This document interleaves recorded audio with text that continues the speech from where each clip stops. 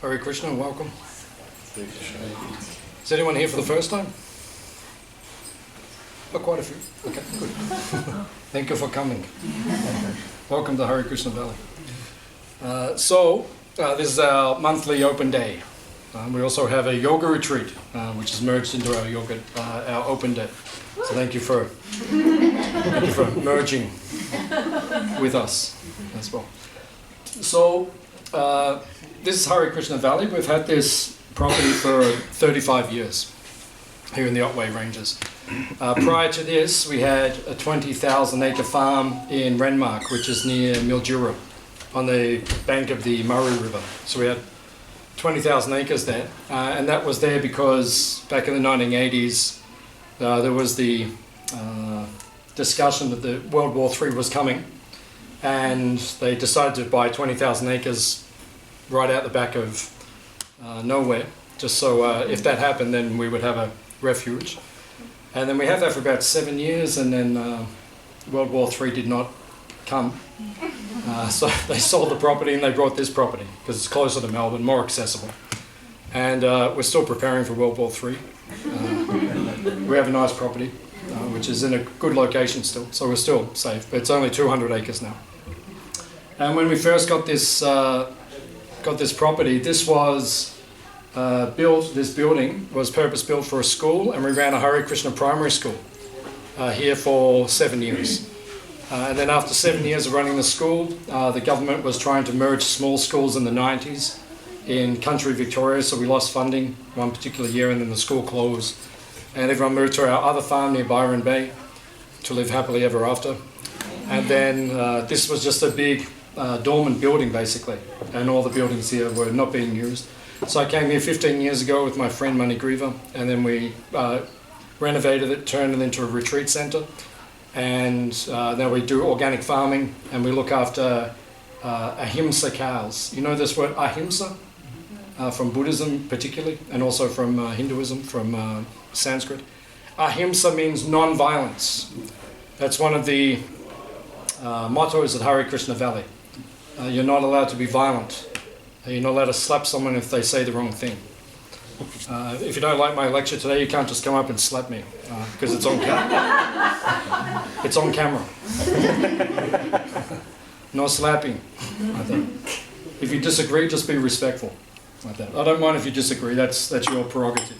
You're welcome to disagree with everything I say. Yeah? At least our food is good. If you don't like what I say, our food is good. You cannot disagree with that. So, basically, we came here to practice ahimsa lifestyle. So ahimsa means non-violence. So after the feast today, you'll get to meet our cows. We have 26 cows and bulls. Soon we'll have more. Some of them are pregnant, some of the cows. So these cows and bulls, they live in an ahimsa dairy, which means it's non-violent, which means the calves are born here. Like you've met some of our calves yesterday, those of you who were here, they're calves. So the calves are born here and they will die here without fear. This is unique actually in Australia and around the world. There's not many places like this. Like just next door, right next door to our farm is a beef farm.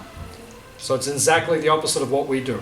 They just breed the animals just to slaughter them, right? Which from our point of view, this is very improper. It's actually, we consider it to be abnormal behavior. It's just like, we're going to have a feast at 2 o'clock. So if someone said to me, what's on the menu today? And I said, well, it's you. You're on the menu. We're going to cook you nicely, sprinkle some rosemary, and then everyone will have a feast like that. So no one's going to partake in that. So for us, here at Hare Krishna Valley, we practice such a peaceful lifestyle. We do not inflict unnecessary violence to any living entity. So for us to eat a cow or a sheep or any other animal, chicken, to us that's as abnormal as eating a human being. We would not do that. So here the animals live peacefully and they can live their whole life without any fear like that. So it is called an ahimsa dairy. So after lunch you can go and meet our cows and you can get to know them. Anyone like to meet our cows after lunch? Yes. Okay, that's good. You're enthusiastic. There's plenty of room, plenty of room. We can fit 100 more people, come. You need a chair? There's chairs in the back here. Yeah, if you need a chair then. There are chairs. Maybe everyone move forward just a touch, if you don't mind. Everyone just move forward just to make some more room. We have such a big space here, so if we spread out a little bit. Okay. Okay, very good. Thank you for coming. So, one of the main practices here is ahimsa. Now, today is a very special day on the Hindu calendar. Is anyone here a Hindu? Oh, quite a few are Hindus. Yeah. I'm also a Hindu. Okay. So today is a very special day. What is today? Ram Navami. So in India, this is one of the biggest festivals. Ram Navami. Today is Navami. If you look at the moon tonight, if it's clear sky, it should be. Last night was clear. Yesterday was Ashtami. The moon's perfectly in half. That's the day that Krishna appeared. Ashtami, Janmashtami. Also Radharani, Radhashtami. And then you have Bahulashtami, so many Ashtami days. Where the moon's perfectly in half, it's a very powerful day. Because the sun and the moon are at like a trine or a quad, like that. So the energy is very powerful. Also Purnima is very powerful, full moon. Where the moon is full, it's called Purnima. That's also very powerful because the sun and the moon are opposite each other and they're sending energy to each other. It's very powerful. So certain days are very powerful. So today is called Navami. It's the 9th day after the full moon. So on this day, Lord Ramachandra appeared. Hands up if you know who Ram is. Hands up if you don't know who Ram is. Okay, a few people. So I'll explain, just so you know. So in India, in the Vedic teachings, the ancient teachings of India, we hear about God being a person. This is what we believe. We believe that God is a person. A lot of people these days, were discussing this last night, a lot of people believe that God is energy and light, which he is. That's part of him, is energy and light. But the source of the energy and light is said to be a person. Just like the source of all the light in the universe, in this world, is the sun. The sun is an object. Right? The light comes from the sun. So in a similar way, the Brahma Jyoti, or the spiritual light, that emanates from God himself. That's the understanding we have. So occasionally, Krishna, God, he chooses to appear on earth. I actually have a playroom at the back for the kids. So if the kids, if they want to play, because it can be a little distracting. There's a nice playroom at the back. There's also a beautiful playground at the back as well, if you want to use that. So, sometimes it is said in the ancient teachings of India that God himself appears on earth. Sometimes he sends his son, or his prophet, or his messiah, or his representative, one of the gurus, and sometimes he himself comes to earth. So it is said 5,000 years ago he appeared as Krishna. Krishna is the bluish cowherd boy, who you see in all the pictures. He's very famous in India. And then there is a greenish form who is called Ramachandra. And he appeared actually around about 1 million years ago. So this must be blowing the mind of some of you. Some of you are here for the first time. We're talking about a green god who appeared 1 million years ago. So you're just looking at me right now thinking, okay, we could definitely use a psychiatric assessment at this point in time, right? Because these guys actually believe this. Right? We actually believe in a greenish god and a bluish gods who appear on earth 1 million years ago. According to our teachings, the Vedic teachings, the earth has been civilized and populated for millions of years. Right? There's this modern theory of Darwinism where the earth has only been populated the last 40,000 years. That monkeys turned into humans, and then humans were cavemen, and then cavemen became more evolved, and then this is what we've got now, 2022. And the world's so peaceful and... Evolution, yes, very good. Evolution.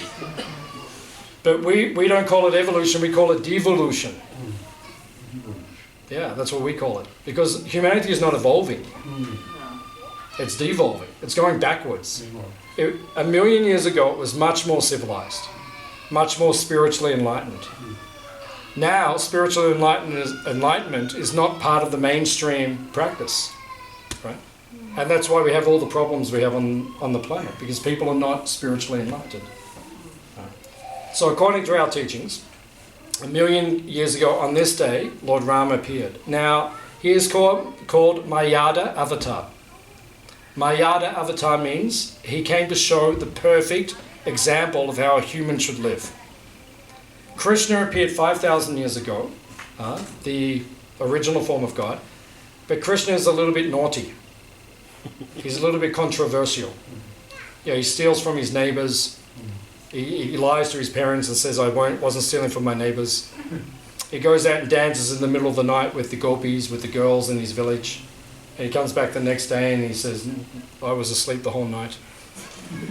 Krishna does these things. So Krishna's a little controversial. That's why we like him. You like him? Yeah. First time you heard it and you like him. Yeah. This is our God. Our God's a little controversial like that. He's not mainstream. Right? He likes to act independently. However, he has another form called Ramachandra. And Lord Ram is completely ethical. He's completely perfect in all of his behavior. Why? Because he's teaching human beings how they should behave. And the problem with the world these days is the humans are going away from the teachings of Krishna, away from the teachings of God. And they may sound, what's the word, like traditional or something like that, but there's a great deal of merit in following tradition if the tradition is enlightened. Right? If the tradition's unenlightened, okay, we may want to move on. But if it's enlightened, it can be very beneficial for us. I've been following a traditional way of life for many years. And it creates great happiness and great peace within the soul. So there's great merit to it. So Lord Ramachandra, he appeared. And if you know the Ramayana, have you heard of the Ramayana? Many of you have. Some of you may not have heard. Ramayana is one of the biggest books in the world. It's about 18,000 verses. And it's a book describing the life of Lord Ramachandra.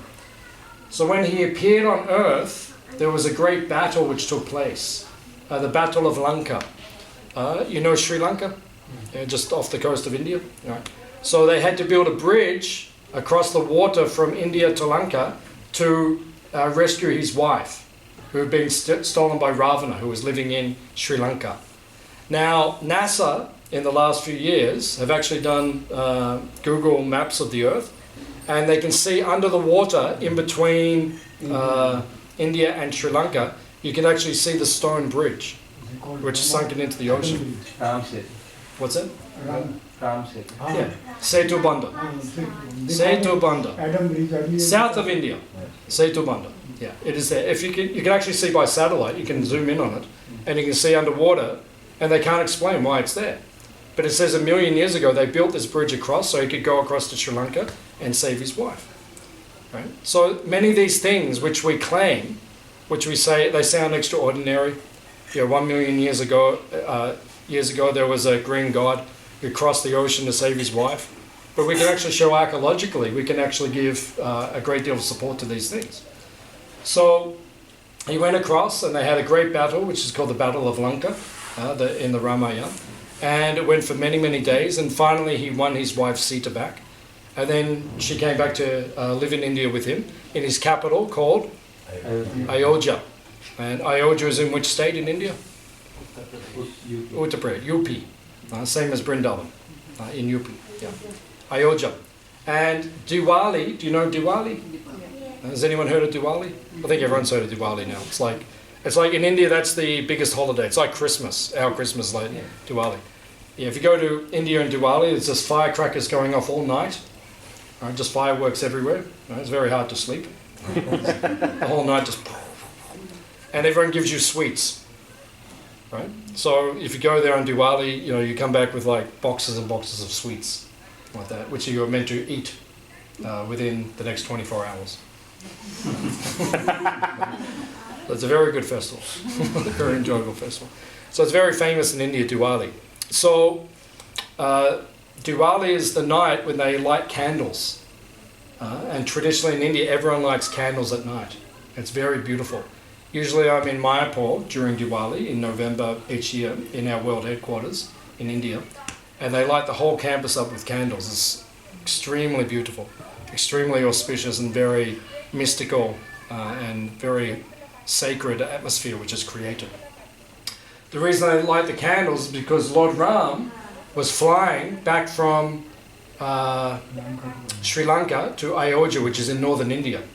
And he was coming in the night, and it was a dark moon, Amavashas, the moon was dark, there was no moonlight, and he had to find his city, so all the citizens lit candles.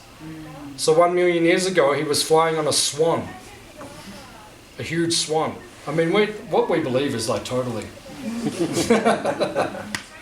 People are going like, oh, it's like...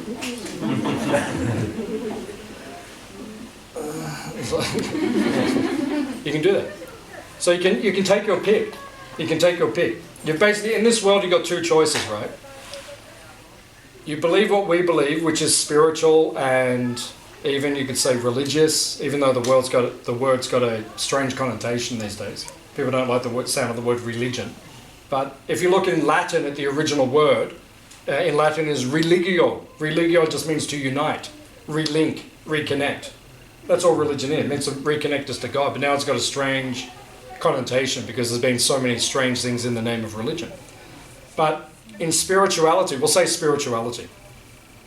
You've got a choice. You can either follow true spirituality or you can follow the materialistic doctrine which we're also told. Now, if you look at both stories, they're quite extraordinary. One is that humans came from monkeys, right? Monkeys gave birth to humans, which is pretty extraordinary because we don't have archaeological evidence. We don't have a lot of it. I mean, if humans were coming from monkeys and this missing link, we'd be digging it up everywhere out of the earth. The archaeological remnants of the Neanderthal men would be everywhere in the earth, but we don't find them. Occasionally, out the back of Java in Indonesia, someone finds like a pygmy person. They say, oh, that's it, that's the missing link. But it should be more common than that. So you can believe in this story, which is a little extraordinary, or you can believe in our story that our green god 1 million years ago flew on a big swan back to Ayodhya. I know which one I'm picking. So it's up to you. You can pick whatever you want. But as I was saying to the people who were here last night, our food is better. It's a fact. It's a fact. So I'd rather go with the dudes, right, who have the really good food, right, and the green everything, right? Or you can go with the people who eat mashed potato and whatever else they eat, and they've got their monkey story. You choose. Mashed potato's pretty good. Yeah, I know. It's not quite. It's not quite working. So it is. It's a matter of choice. Because life is based on Shraddha. Shraddha means faith. Right? Everything is faith. Right? I've got faith now that the earth is going to support me. Just like in Melbourne last year. Do you remember the earthquake? Yeah. Anyone experienced that? Yeah. Yeah, I was in my house just over there. I was in the bathroom, and the door started tapping. Like just started going boom, boom, boom. I thought, that's weird. And I thought, this is what I thought. I thought Mukunda, the guy who was just here, who was in the kitchen, I thought he was playing a joke on me, like he's in my bathroom behind the doorway. And I'm thinking, because I went for about 30 seconds or something. So, the first 10 seconds I'm thinking, why is he doing that? Why is he like tapping the door? Like, you should be off doing something on the farm, he's got better things to do. And I thought, okay, it's probably not Mukunda because it's still going, right? And then the second 10 seconds, I thought, okay, it's like a bush rat or something's got in there. But I thought bush rat's not going to be doing it like boom. I thought, okay, that's not weird. And then my wife comes in and she goes, did you feel that? She goes, like the painting on the wall, she was inside, was like going like that. And I said, I didn't feel anything, but the door was going. Then, then a friend rang me from Queensland. He said, are you all right? It was on the news. He's ringing. He goes, are you okay? And I said, yeah, I'm okay. And he goes, did you survive the earthquake? I'm like, yeah, I survived. I didn't even know it was an earthquake. So we have faith. I've got faith right now the earth's not going to do that.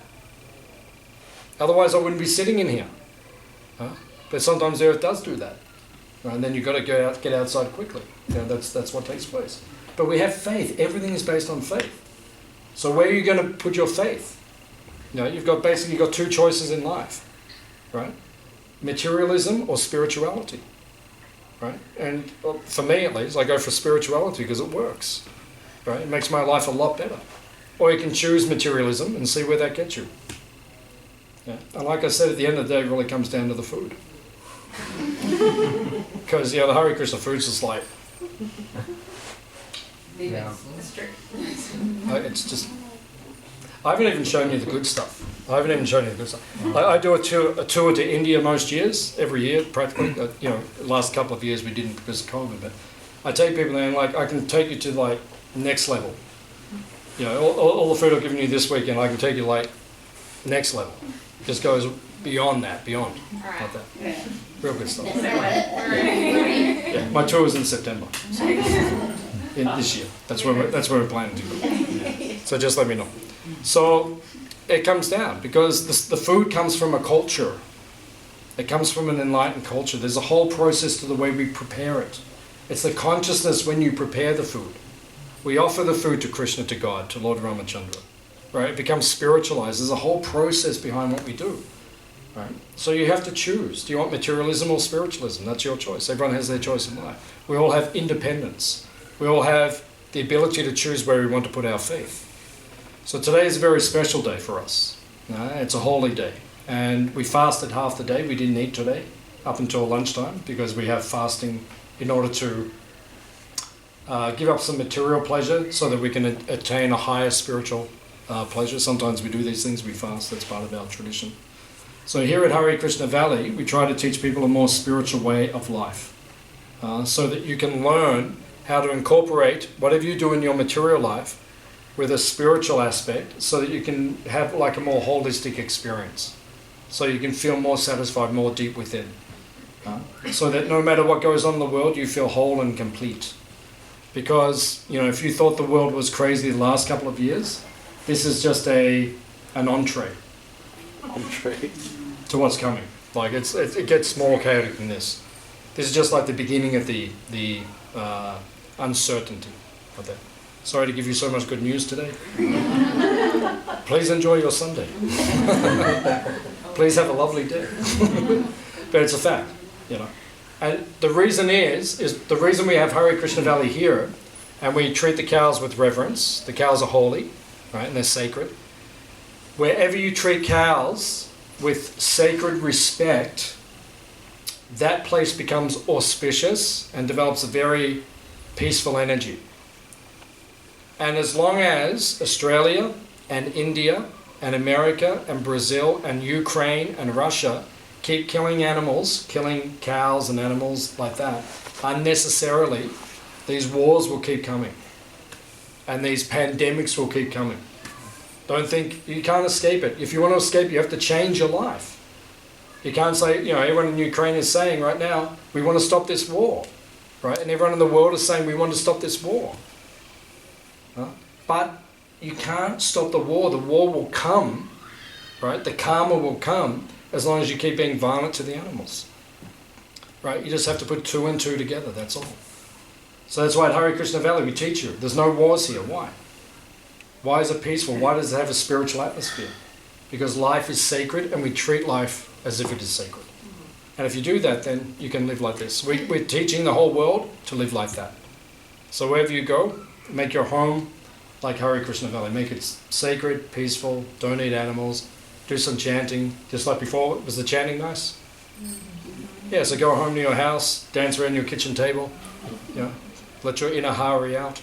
Hare Krishna, you dance, be vegetarian, live peaceful, and you'll see your life will become very sublime, very peaceful. Does anyone have any questions or comments on anything?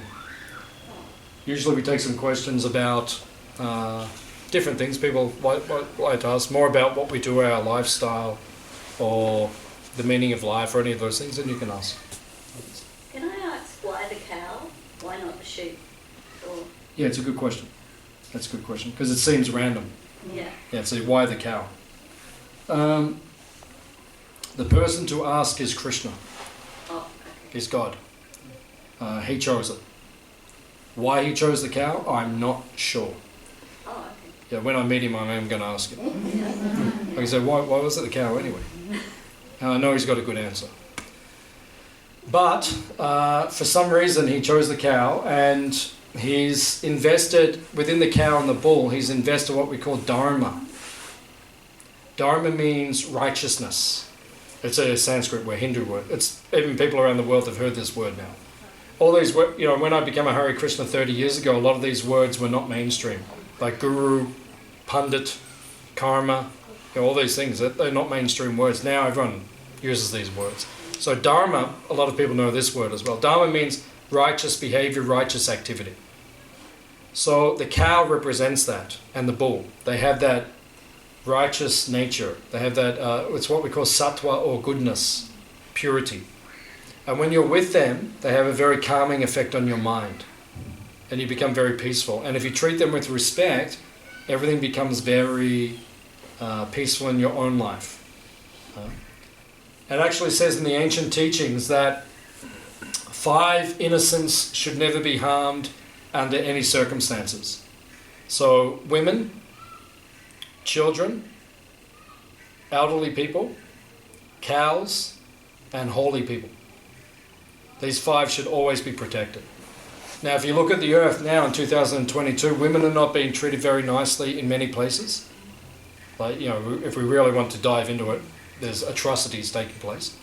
Women are not being, children, we know, right? Elderly people, we know. Cows, we know. And holy people in certain places on the planet.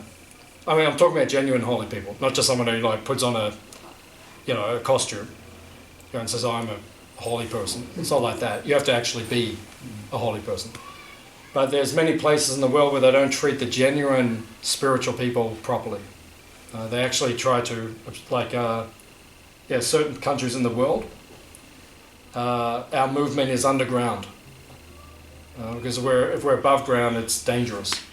So we're underground. Sometimes they find our books, like the Bhagavad Gita, like we print Bhagavad Gitas in different languages around the world. And sometimes in these countries, they find them and they burn them all, and this is happening on a regular basis. So sometimes the true spiritual people are not treated properly. So where these 5 innocents are not treated properly, then the world does not become peaceful. So that's the problem in the world. So what we're teaching here is the 5 innocents are given great respect. You know, we treat women properly, and we treat children properly, elderly people, cows, and holy people. Anything else you'd like to ask? That's a long answer to why the cow is. Thank you. Yeah, the cow is sacred, but there's a whole culture behind it. Very good question. Yeah. I don't know, I read somewhere about, why, just to answer her question, I could be wrong, but when Krishna was playing flute, and normally cows and everyone was get attracted, they go close to them. Like cow farmers, they were, having the cows in the farm, eating grass and all, and then pretty much when Krishna started playing flute, and then everyone just go close to them, and cows was one of them. And I think that's theory. I read somewhere. Want to share. That could be the one. It's his favorite animal. Yeah. Yeah, like you see in the pictures. Like quite often he's got cows with him. It's his favorite animal. One of the first things I'm going to ask him when I meet him is like, why'd you choose the cow? I'm going to ask him. When I see him, I say, why did you choose the cow? And he'll have a good answer. But I know myself, because I live with cows, when you treat them with great respect and great honour, then you see that your life becomes very auspicious. So, any other questions?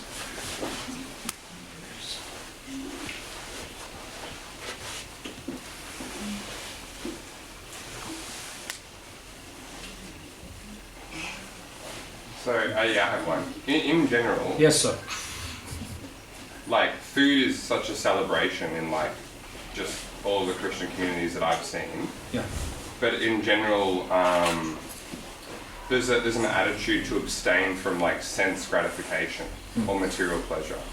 So the purpose of like having the food that's prepared as a sacrifice to something greater than us makes sense to me. But do you think it's possible to like indulge or enjoy other sense gratification in a conscious way? Or is it specific mainly to like nutrients that we give our bodies? Can you give me examples to make it? Well, I think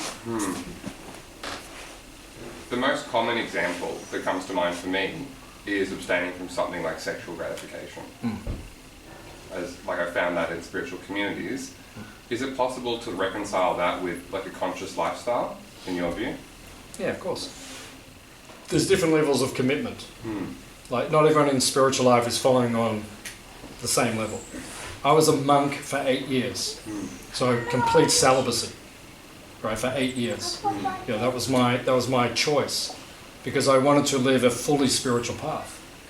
And the reason that in genuine spiritual teachings, sexual indulgence is minimized is because it assists you in becoming enlightened. Because you can see the whole world now, whenever they want to advertise something, what do? Put sex in it, right?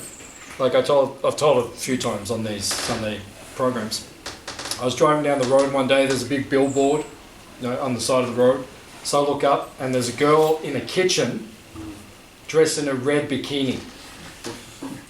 Right? So I'm driving down the road and I look up and red bikini girl. I'm thinking, and in my mind, the first thing I thought is, what are they advertising? So if I didn't read underneath, I think, okay, red bikinis. But then why is she sitting in a kitchen like that? So I look underneath and it said kitchen tiles. I thought, of course, you're going to have a girl in a red bikini to sell kitchen tiles. Because as soon as you see the girl in the red bikini, endorphins go off in your brain, right? Sex chemicals which become stimulated when you have sex go off in your brain. So automatically your brain thinks, oh, pleasure.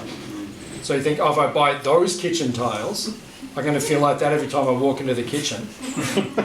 Like, oh, there's a girl in a red bikini here somewhere. Open the cupboard. Yeah, she must be in the fridge or something. Like, so it's just this. So they use sex to advertise everything. So because it controls the mind. Like if you want to control a he elephant, get the she elephant. Or if you want to control our bulls, go and get one of the girls. Why do we keep the bulls and the cows separate here? Because if you put them together, the girls just kick the boys all day. That's why we keep them separate. Because otherwise the girls are just kicking them all day. Because the boys just want to indulge. Right? That's the nature. So therefore, that becomes very distracting for someone who wants to understand true spirituality. Or in other words, to give up your attachment to your body and to understand your spiritual essence, there needs to be some abstinence. So like I said, there's different levels. So for us, the highest level is you just give it up completely, become a monk. So I did that for a number of years, but then I realized I couldn't live my whole life like that. So I got married.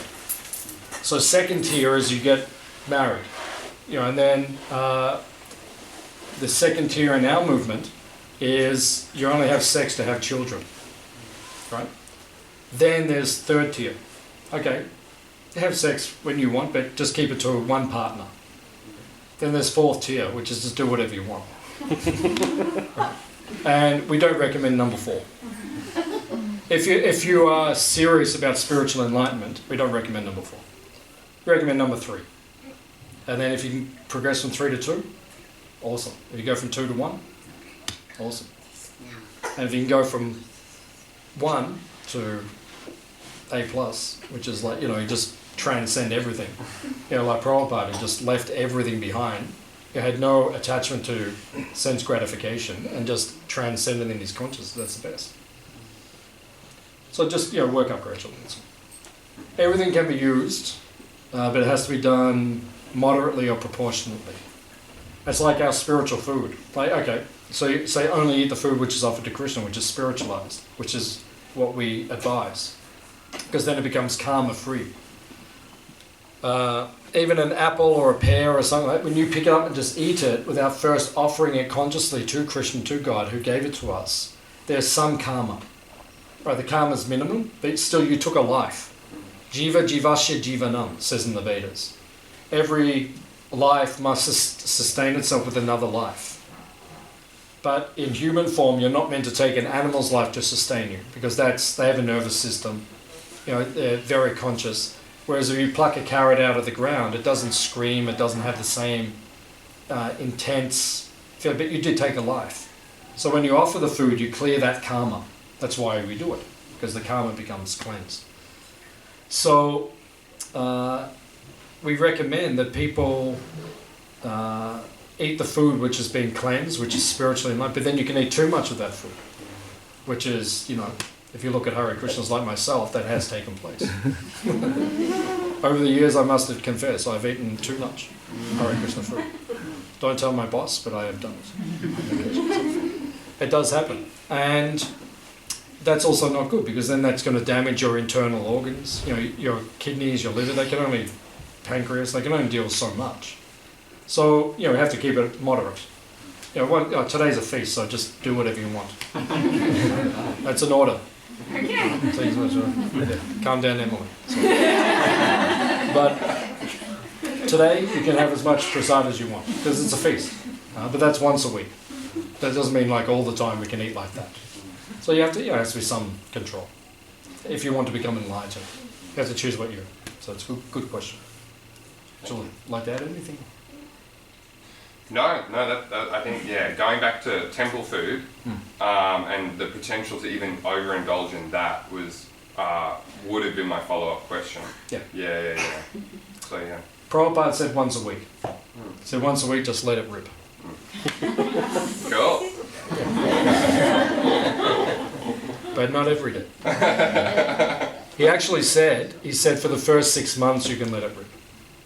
He didn't say it like that, but he said. But Prabhupada said the first 6 months you can eat so much you waddle like a duck. I did that for about 9 months. Kept it going. Yeah, in the beginning. The other thing is that in the beginning you're giving up so much. When I became a monk, I just became a monk like, I met the Hare Krishnas in person. 8 days later I was living in the ashram. So I'd been reading the books for about 6 months, but I'd never met. And then I went to the temple. As soon as I walked into the temple in Albert Park, I just thought, I don't want to leave this place. So they'd never met me before. I just walked in, and I was 19 years old and I said, I want to live here.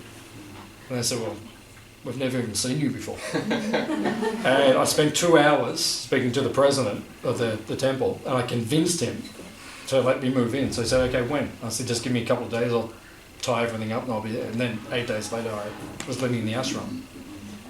So, I gave up so much so quickly. My girlfriends, any attachment to women or anything like that. As a monk, I was celibate for 8 years. As you said, drinking, or I didn't do a lot of those things anyway, but all the things that mainstream people do, that was all given up overnight. So really my only, I suppose, sensual respite was the prasadam, the holy food. So that's why, in the beginning, Prabhupada said 6 months, just satisfy yourself. Because your mind may be, it's like when the plane takes off, there's a bit of turbulence until you start kind of flying smoothly. So at the beginning of your spiritual life, you can indulge spiritually, until you get calm, and then you can kind of just take off. And then once a week go crazy. Yeah, actually, sorry, I do have another question now. So I've noticed a pretty big difference between something like a mantra meditation, like the kirtan, where you will maybe chant a repeated phrase, and then like an insight meditation, where you try to quiet the mind and observe thoughts or observe breath in the body and things arising, but without that repetition. And I think that can both be tremendously useful in just understanding the nature of your own mind. Do you find or do you practice an insight-based meditation, or do you see the benefit in that in conjunction with something like a kirtan, or what role does that play? Yeah, I think the way you explain it's nice. It's not the goal. You know, when we meditate, like most people, when they think of meditation, it means just doing this. So what are you effectively doing? You're quietening the mind. Now, for most people, that's huge. Oh my God, my mind's quiet. It's like, well, what's this? I actually feel peaceful. So for most people, that's good. That's not the goal of spirituality, but that's a basis. So yeah, as you said, in conjunction. So when I do my mantra meditation, I always, you know, develop a quiet mood first, and then I go into my mantra. Because you can't go straight into it from, you know, I can't go out with the cows and, you know, be very active and then suddenly just fly into a, you know, a deep state of meditation. So that it can be used in conjunction. But mantra is said to be the most powerful form of meditation, particularly if it's a powerful mantra like the Hare Krishna mantra, for example, because it can fully enlighten you. It can give you full enlightenment. It's called a siddha mantra. A siddha mantra means a mantra which can make you perfect. Perfect means perfectly enlightened. So it's a very powerful mantra. So yeah, silence is in conjunction or supportive.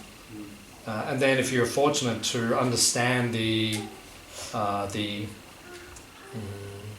value of mantra meditation, then that can take you to a very high destinations. So yeah, both have their place. Thank you. You're welcome. Please come again. Any other questions? Yeah, I was just wondering, what's one of the greatest teachings that you've learned that sustained you throughout your 30 years of, you know, becoming, you know, more enlightened and sustaining spirituality? What's one of the things, I guess, what you've held on to and that helps you to maintain, you know, peacefulness and mindset? Very good question. Now I have to think very deeply. Yeah, that's a very good question. So I'd probably need a bit of time to really, you know, give you a really deep answer, because I'd really need to reflect deeply. But there was a story many years ago, 5,000 years ago, when Krishna himself was on earth, and he was with Arjuna. So if you know the Bhagavad Gita, the Mahabharata is a conversation between Krishna and Arjuna. So Arjuna, if you read the Mahabharata, what they went through, his family, you know, their cousins were trying to assassinate them for decades. So it's, you know, it's not a very comfortable way to live in the world. You know, imagine if, you know, like every time you,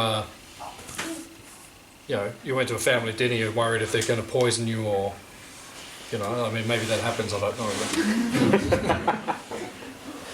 But, you know, it's not a comfortable way to live your life. You know, that someone's trying to kill you all the time. So they had to go through this, and they went through a lot of trials and tribulations in order to set an example for us to stay spiritually focused throughout everything. So one time, Krishna wrote a letter to Arjuna.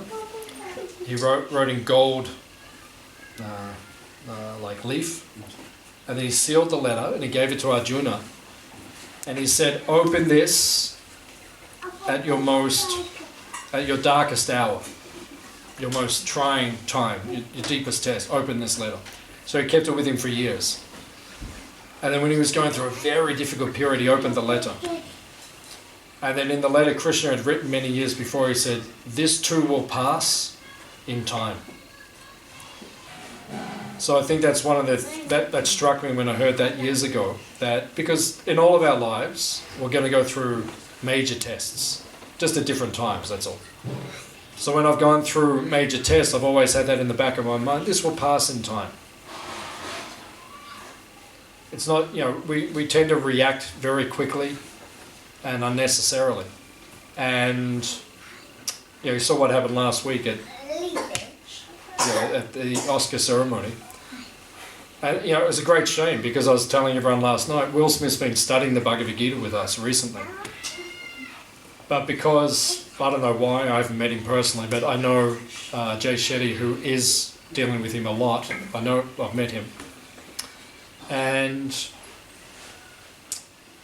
yeah, it just seems to me from an external point of view that, you know, just too much absorbed in that world he's interested in this world, like I said, the spiritual world, but he's also very too much absorbed in the material world simultaneously.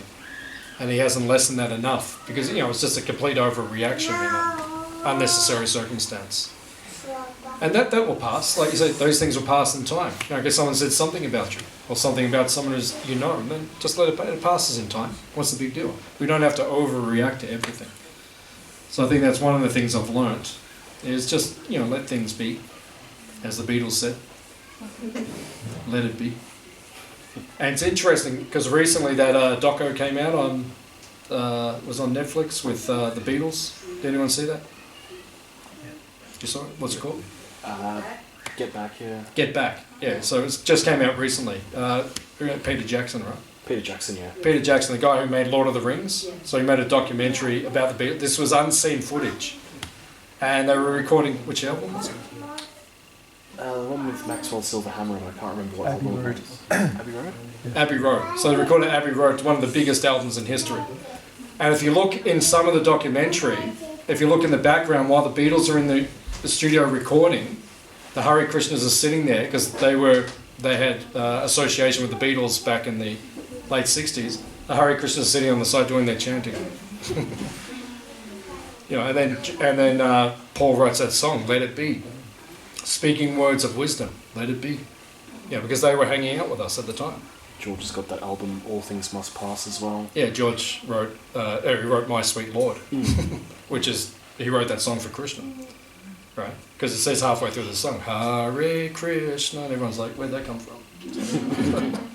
I think he was hanging out with us at the time. So we have to, probably one thing I've learned, and what I learned from what's gone on the news in the last, few weeks, just not to overreact to things, not to take things so seriously. Keep things in perspective. And when you have a deep spiritual practice, that's what you do. You don't let your ego override everything, which is what we see happen. So there are a couple of things that I've learned like that. But I'd have to really think about it and go deep. You put me on the spot, Louise. So I did the best I could. But it's a very good question. I like your questions because they make me think. I'll think about that for a couple of days now and then next time I see it. Any other questions?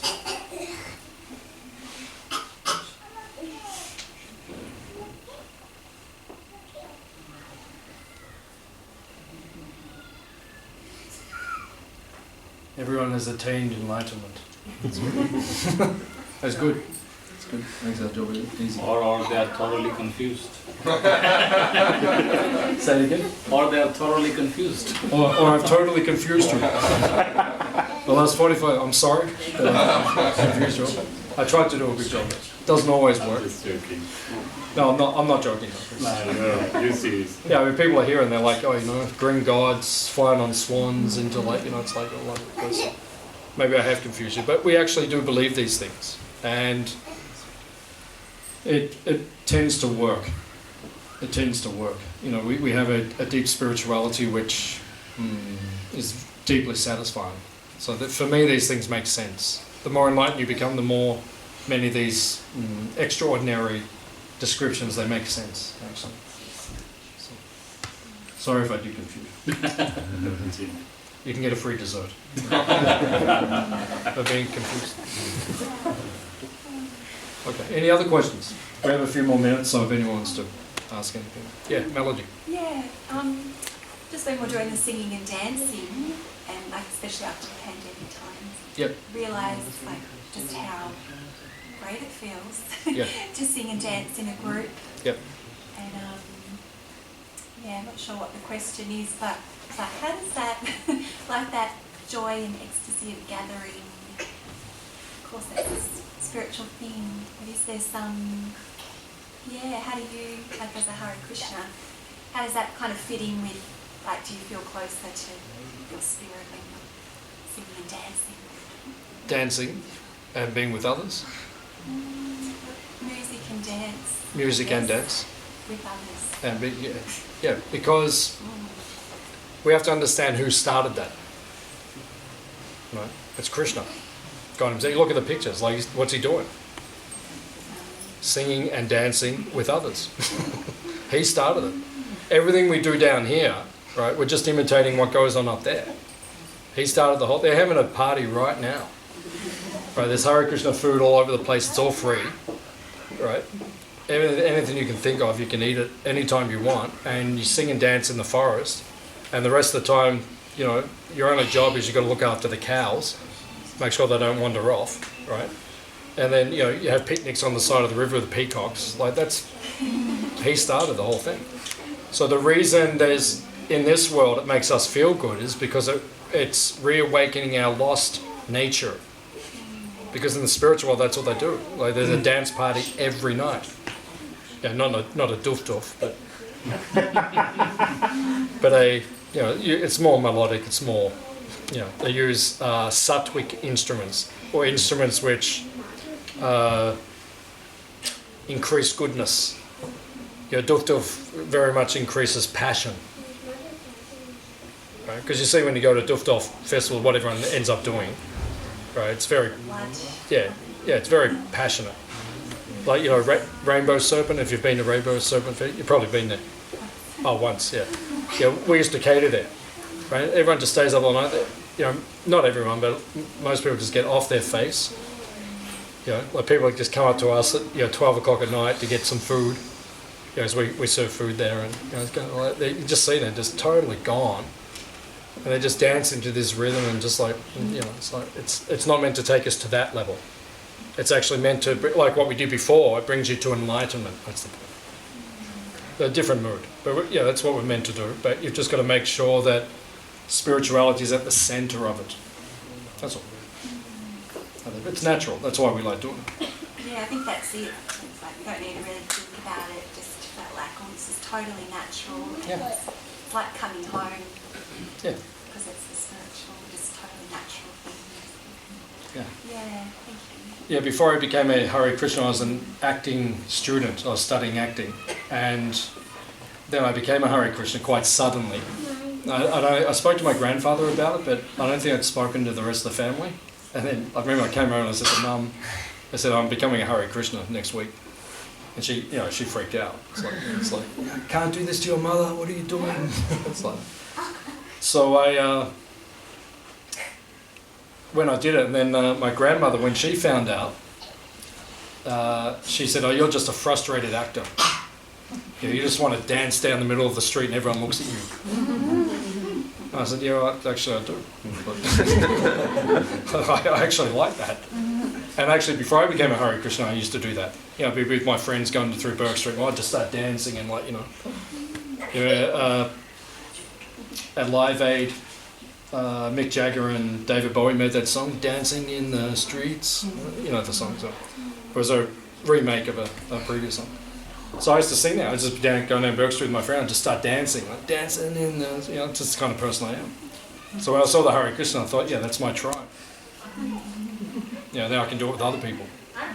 You know, we all dress up, my grandmother, just a frustrated actor. You know, just want to do it. But no, it's natural. It's natural to sing, it's natural to dance, natural to be in community, it's natural. So that's why it feels good. Like that. So yeah, Krishna started it. We're just carrying it on.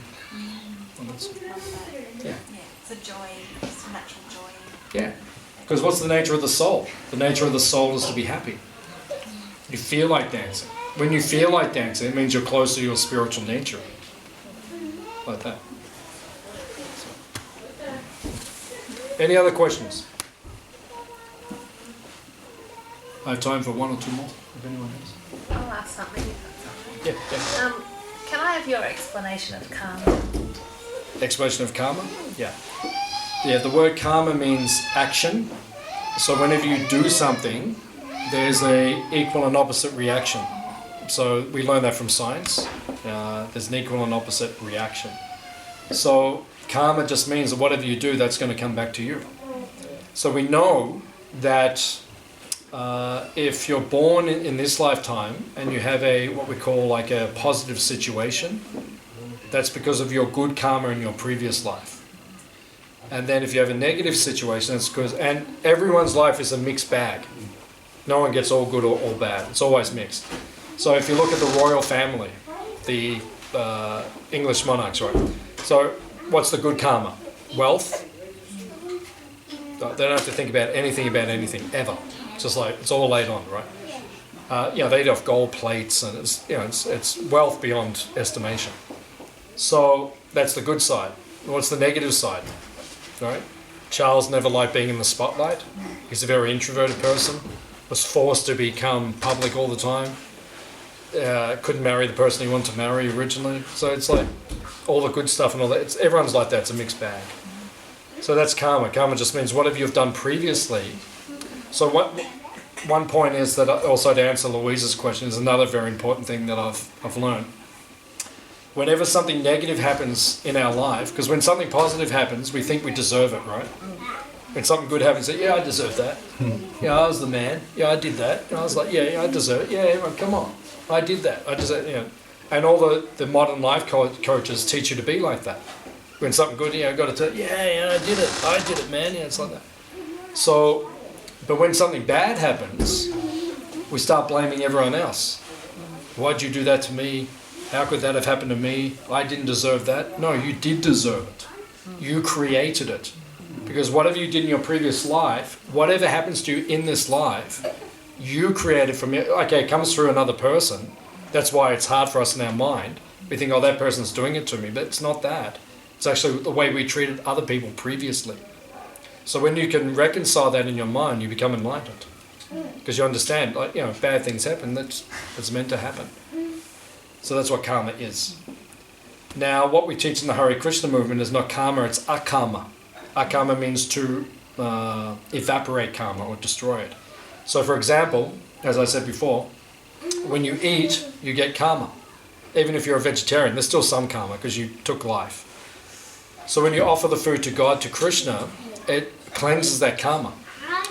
So then it becomes akarma, or there's no karma. There's no reaction. That's why, as a Hare Krishna, I can honestly say I've been doing it for over 30 years. I feel light. I really do. I get like it's tangible. I know the karma I still get karma, but I know what I would have got in this life has been lessened. So that's why I'm fearful. Like if someone offered me a plate of meat, I would be scared to the depths of my soul to eat that because I know there would be karma involved, particularly for someone like me who has knowledge. And then if I did that, then I'd have to live with that karma and be heavy. I'm scared of that. So karma just teaches you to act properly, that's all. Do the right thing. And then you'll get good results as opposed to negative results. But what we teach people is get rid of your karma. Good karma, bad karma, just get rid of the whole thing and go to an enlightened state. It's more fun. Yeah. It's a good question. Because it is more fun. Like people sometimes... In the Hare Krishna movement, there's 4 things we abstain from, right? Eating meat, having illicit sex, taking intoxication, and gambling. They're like 4 things when you become a Hare Krishna. They're 4 things that you agree to follow. So, sometimes I'm speaking to people, like a crowd, and I say, we don't do those 4 things. And someone puts their hands up and says, so what do you do? If you're not doing those things, what do you actually do? But I feel in my life that I don't do those 4 things and my life is so rich and so spiritually full. Like those 4 things are like insignificant to me. They just don't have meaning or satisfaction like that. So it's just a way of living your life in a spiritually enlightened way, but it's actually very fulfilling. We live in a beautiful place. We have nice people come and visit us all the time. The food's not bad. It's pretty good. Yeah, it's pretty good. That's pretty good. So, thank you. Good question. Any other? I can take one more. Yes, sir. If you don't mind. It seems to me a lot of people in the world and a lot of animals are born into very unfortunate circumstances with lots of suffering. Yeah. And to me, it seems like whether or not that's a karmic overflow from their past lives, we should still try to do everything possible to minimize that suffering. While we're here together, in the material world, or however you want to conceptualize it, it seems like a worthwhile endeavor. And I think the idea of like your initial circumstances being a result of past life may reduce your feeling of responsibility, in a sense, to help other people that are less fortunate. Do you have anything to help me reconcile that, maybe? Yeah, no, that's a very good question. When you become enlightened, and you understand that all the suffering that we endure and everyone else endures is because of their own karma or our own karma, it actually makes you more compassionate. Because you understand the world is in darkness, that they are in illusion. They don't understand this principle, so you try to enlighten people more. So that's what we do here. Like, I could just sit here, today's Sunday, right? So it's supposed to be a day off. And the weather's beautiful, and I could just sit here, I'm in a beautiful spot, I could just have a nice weekend here. But then I invite all you guys to come. And then we've been cooking for you all day. When you all leave, we've got to clean it all up. Like, it's a massive endeavor. But out of compassion or enlightenment, we want to assist people to grow in their own spirituality. So then we'll go through that endeavor in order to assist others. So you become more compassionate when you understand people are going through difficulty themselves. So you can reconcile it. It just makes you more compassionate, that's all. Because, the world's lost. The world is lost at this point in time. And, we have the knowledge and the wisdom to bring it back on track. We could fix the whole thing. We have the wisdom to fix the whole thing. Is everyone going to listen to us? No. So then, what's going to happen is going to happen. But many people are listening. So there's there's a break off at the moment. There's a growth in spirituality and there's a growth in materialism. And we're going to see, we'll just have to witness where it all ends up. Because, genuine spirituality is growing all over the earth right now. And rampant materialism is growing at the same pace. So, it's both right, and we'll see where it all goes. Thank you. Very good question. Is anyone hungry? I gave one lady here, so okay, now it's two. Now you're getting enthusiastic. So thank you all for coming. We've got a free magazine here. If you want to learn more about us, there's a free magazine. You're welcome to take that. You can read that. When you're ready for lunch, just go out the door, turn right. We're just going to serve outside the kitchen. Take your plate. It's a nice day, so you can just eat wherever you want. Just picnic on the grass or whatever. And then in about an hour from now, we're going to go and visit the sacred cows. So if you'd like to come with us, you can either walk down the hill and then up the other hill. That's where the Goshala or the cow barn is. You can walk there, or you can take your car over there if you want. Here at Hare Krishna Valley, we try to set a ecological example. So we prefer to use cars as minimal as possible. But if you need to, you can take your car across. So please enjoy your lunch. If you haven't given a donation already, if you'd like to give a donation, just please leave it in the hundi, in the donation box. Just go out, please take your lunch. Please come again. Hare Krishna. Hare Krishna. Good to see you all.